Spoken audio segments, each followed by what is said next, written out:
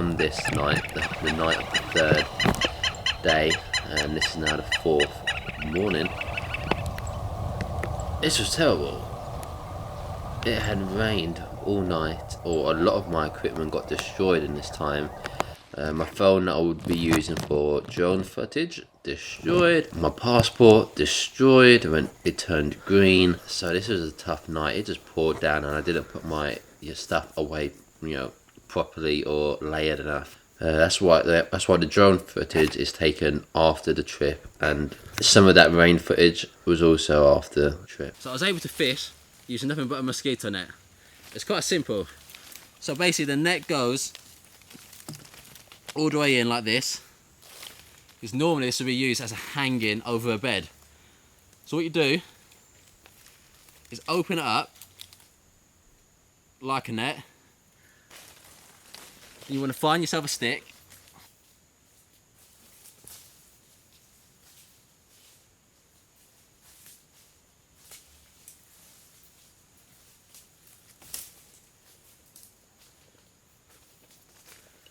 that's it, like this will do fine.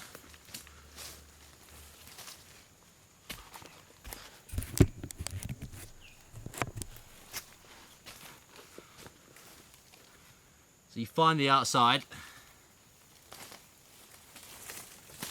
just get tangled up in here, but you'll see what I mean.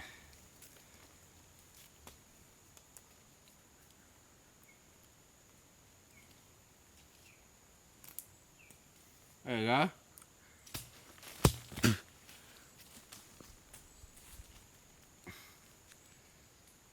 Tie it around there. Follow the line so that it's still open. As you can see, it's an open net, and get to the bottom.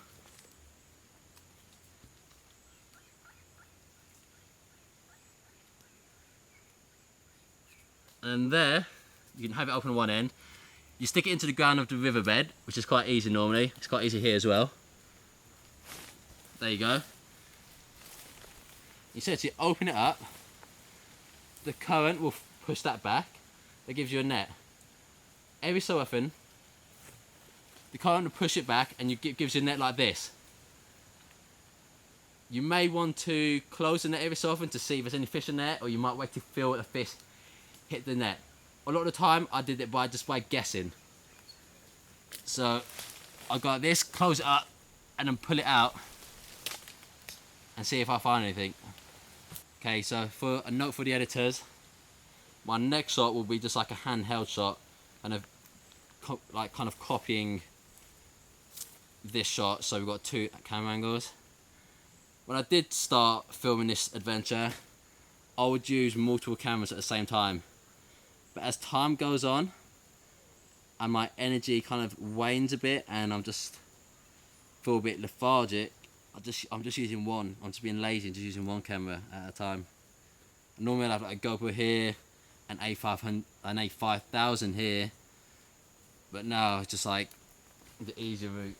A good way I found to keep the mosquitoes off is to use ash from the fire and rub it over your body. I want to show you how. So of course you want to get cold ash. Well, not too cold, but I mean like you don't want it straight from the fire. So I'm just going to use some more ash from the fire to rub it over my body.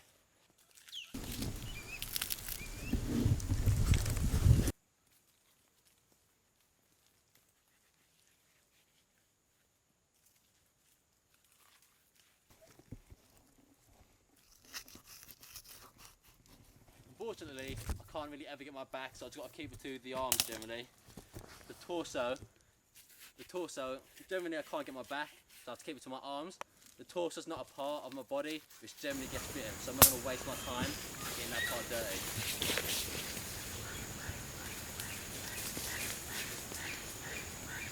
Mostly just my arms and my legs. Not too bad, not too bad.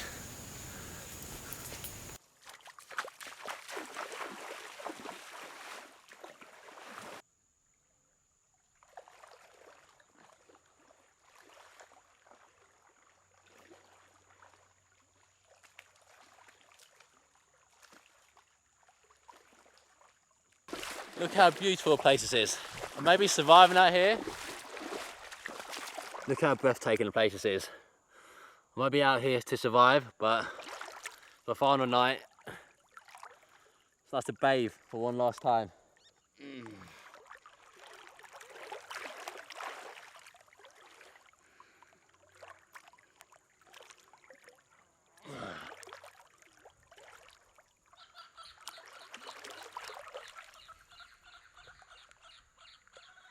As you can tell by the clouds behind me, there's a good chance a storm might be coming. As it is coming to the end of the dry season, that's when the storms start. And I don't want another storm like last night. It's my penultimate day out here now. Been here for 4 days, and on the 5th day is the day I will be leaving. Very excited to be leaving to get back to creature comforts and some nice warm food. I feel like I've achieved all I wanted to out here, you know. I figured out water, shelter, fire, and food. I could live out here much longer than I have, but one of the main problems out here is the boredom and the isolation. Because once I've completed all my aims, then I'm kind of done.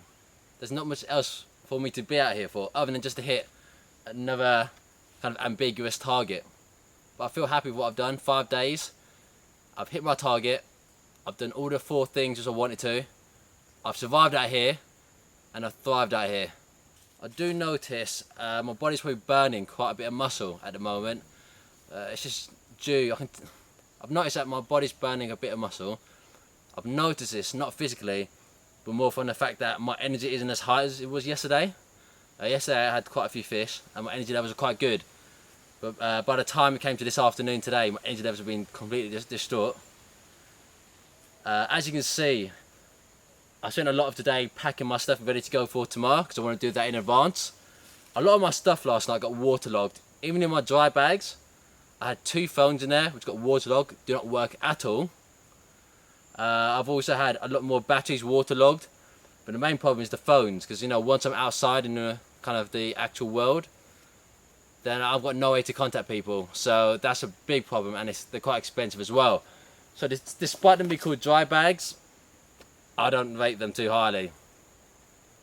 Like if I was got underwater in one of those, you know, that'd be a big problem. But I was just in the jungle and it's just like pouring down, that was it. And it got soaked at the bottom. One of the biggest challenges out here has been the filming part, you know. You can do the surviving part, no problem. But when you combine it with having to lug all your gear and having to record everything yourself and having to do your own sound, having to mic yourself up, it all adds up, and it's, you know, it's a drag on the survival experience because I've got to do it all myself. It all adds up, and it's a drag on the survival experience because I've got to do it all myself, and it takes time and it's very technical, and it means it's distracting me from doing survival stuff like fishing. So I've caught less fish because I've been filming it all, and it's tiring. So a lot of the time I've not been filming because it is tiring to film. You've got to plan everything, you've got to plan your shots, you've got to lug your camera around, you've got to strap it to a tree. So I've kind of kept the filming to a basic. So I've missed out a lot, especially on the first day and the first 2 days checking into here. I didn't film much because I kind of find it that I want to get to my destination first and I can relax, because I don't know where I'm going a lot of the time. I base a lot of my research on Google Maps, so I don't know what I want to see when I get there. So I'm kind of under a lot of pressure to make sure I actually find a good destination.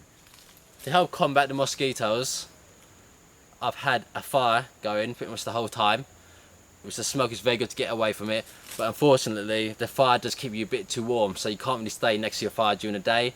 It's only really useful at night and when you're cooking. A good way to get mosquitoes in hot. A good way to get rid of mosquitoes in hard to reach places is using this. Scratch your back and you're done. This gets rid of the mosquitoes. Now I'm just going to show you my gear. This bag right there got soaked. That bag also got soaked. That bag was the worst bag. Despite being labelled as a dry bag, it did not keep things dry. If you can't keep things dry, it shouldn't be given that title. I will complain.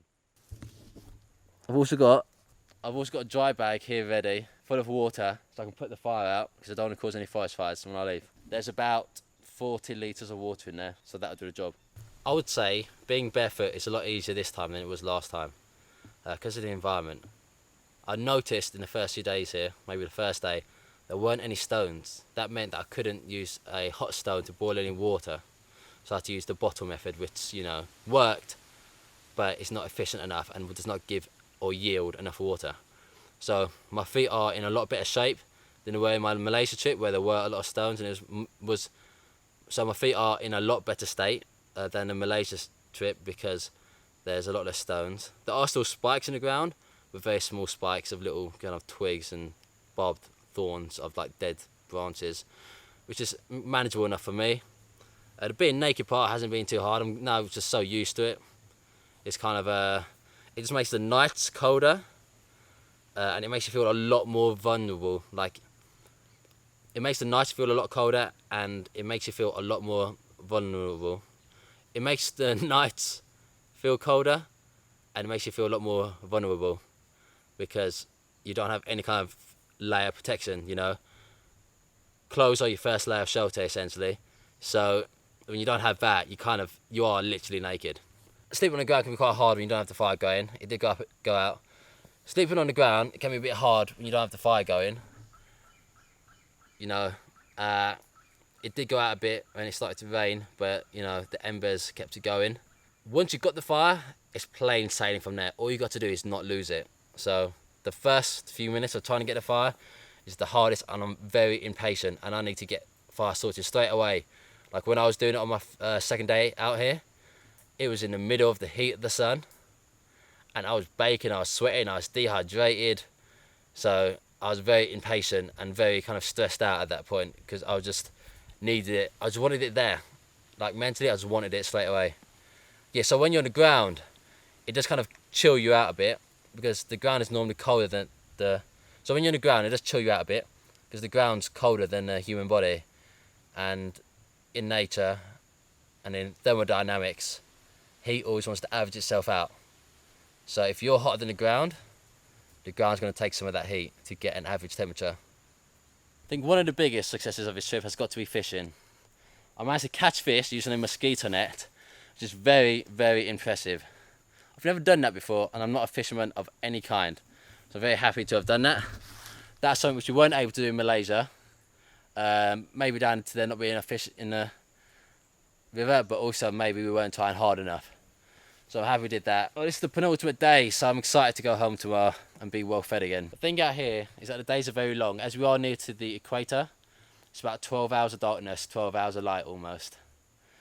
Which means I generally wake up at like 5 in the morning and it goes dark at about 5 as well.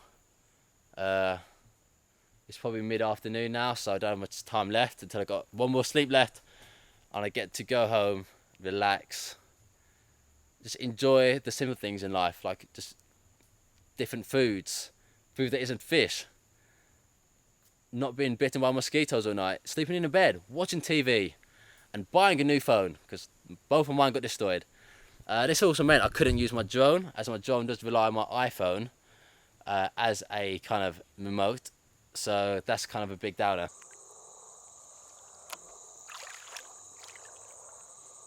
Definitely heard something there.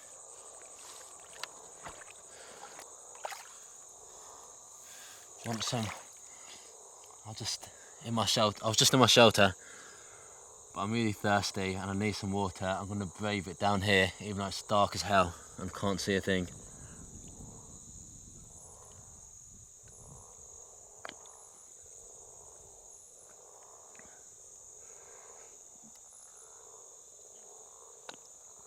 That feels so much better. Hydration makes you feel like a whole new person, but I need to get back to my shelter. It's literally deja vu of yesterday. So I'm going to use the infrared. Actually more useful to use the LCD screen, the camcorder, to light up the path. Well, now I'm going to keep going.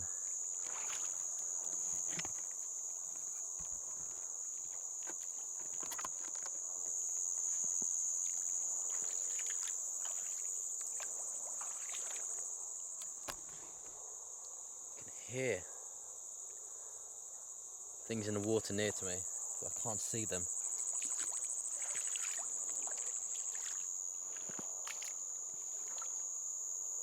Come on, keep going.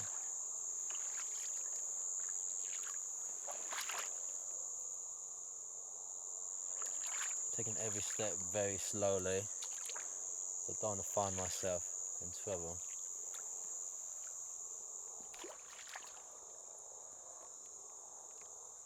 Maybe I should be stamping to make people, well, not to make people.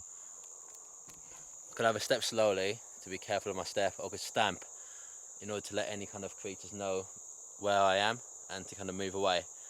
But I want to go slowly because I'm not that brave. It's true there. Whoa, okay. Just a twig hit me.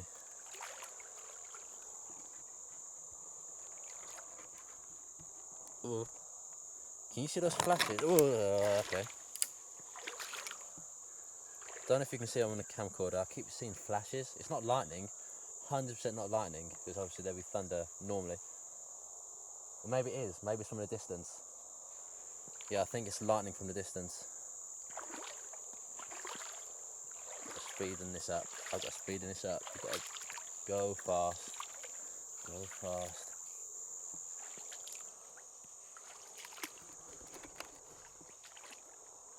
Come on, come on. Got to speed in this.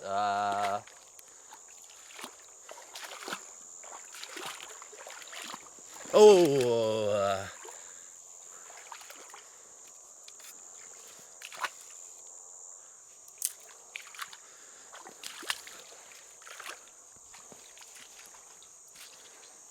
Now, I think I recognise this tree. I think I recognise it.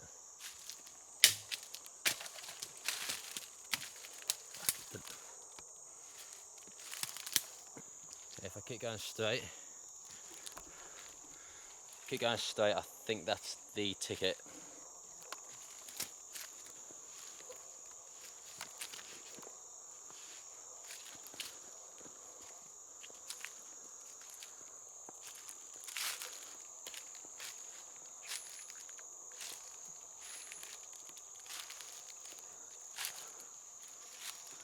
Okay, yeah. Keep going.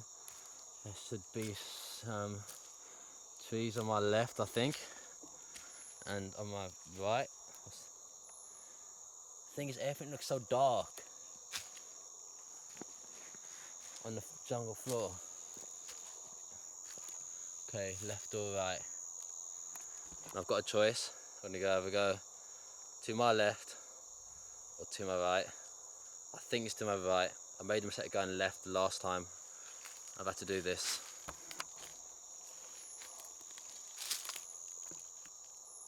I can definitely hear something. Like on the floor. It's not me. Oh no, no. Okay, I think that's a twig.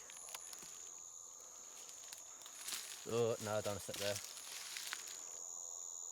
I can hear something moving around. I can definitely hear something moving around. Cool, come on. Okay, now no, not far. Come on.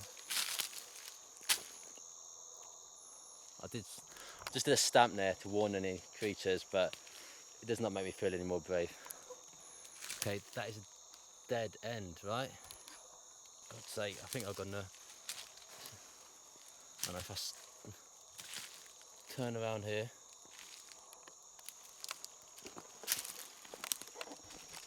Whoa! So the camera just hit a tree. Okay, here we are. I know this area. 20 steps away. 1, 2, 3, 4, 5, 6, 7, 8. Okay, I don't know this part. No, I know that area. Okay, I'm close. Something in my ear. And mozzies. Not far. I'll go this way. Oh. Okay, I can pretty much. almost see a hint of my shelter. You smell a bit of smoke. Yes, feel good about that one. Was it worth the water? Maybe, I don't know, it's not worth the fear.